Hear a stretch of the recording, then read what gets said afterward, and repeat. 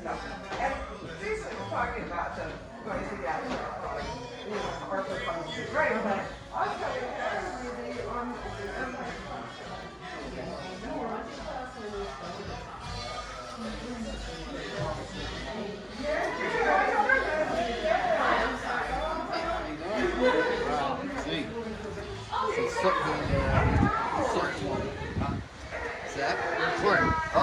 I've known Z since I was to have this started and going. When we began talking about how we're going to get something started and going, my wife was a healthy person and now she's not, and that's why I'm here alone, and I wouldn't have, or would have been here earlier. You couldn't have kept me away. And but it's pretty exciting, I think, what's planned. I think the concept of a culinary kitchen, the Josh Genzer Culinary Kitchen. That's right. Is a very good project in this way. And I'm not gonna, you're gonna hear more, but just what I see and vision is that this is a great way to start young people who may not have other opportunities in life in, a vocation, and that they can be feeders into the very exciting Contra Costa College program. So beyond that, I don't have a lot to say other than I'm very pleased that we got started. I'm very pleased that you're here, and I look forward to continuing, and any help that anybody wants to offer, please. We're here, and we're going to make this happen. I know it's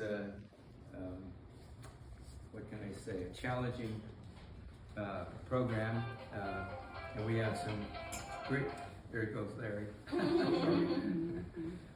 Anyway, it's something that I feel very excited about. Anyway, I'm going to get out of the way now, and I think Sarah's going to step in and tell you what it's really all about. She's going to go over them and show you what your money is going towards. So, Ms. Sarah. Well, thank you very much. So, yes, I'm Sarah. I'm a Richmond resident for quite some time. Very active in the community on the Workforce Development Board for many, many years, as well as the Chamber, and I'm the treasurer at Richmond Main Street. The Culinary Club, and now of course we're honored to be able to call it the Josh Genzer Culinary Center, was talked about a year and a half ago, 2 years ago, with Larry, and I had the opportunity some time ago to build a youth program in San Francisco in the Mission in a middle school, and it was very well received with the students, the youth aged 10 to 16, 17. But the importance of it wasn't so much about food, and it's not so much about cooking. It's about what that platform for food actually means, and what can we do and what can we teach through a variety of topics, after-school classes, whether it be in biologies and the maths and the sciences, and how do we actually build a foundation at PAL, and luckily PAL had the available space, and you've seen the beautiful design and rendering from our architect who is here with us. Thank you, Camille. And in crafting this, it is truly a collaboration with Contra Costa College Culinary Program, with our local schools, and being able to have a space of this size to be able to really inspire, build edutainment type classes that you read about, to have a very engaging, entertaining, and life skill building program.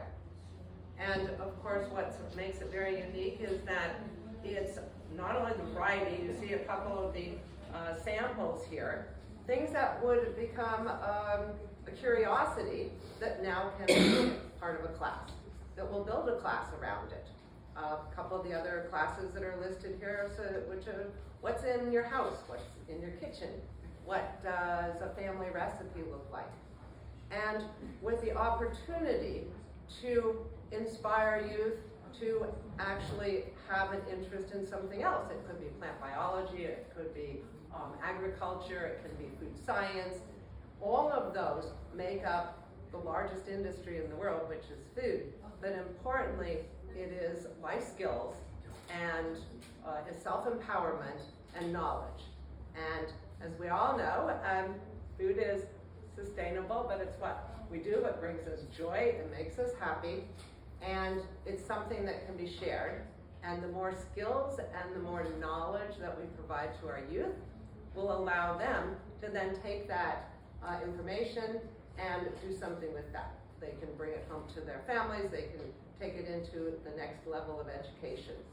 So all of this becomes a great, not only foundation and trampoline, but also what the power of knowledge can be, because we've got this space that we're building to be able to create that.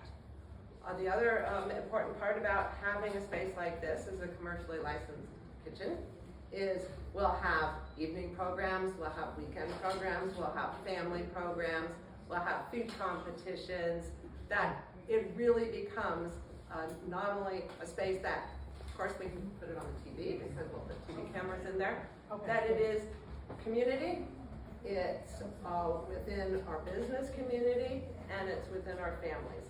And we know that coming to a table really takes away all the barriers, and that food is an equalizer to absolutely everyone.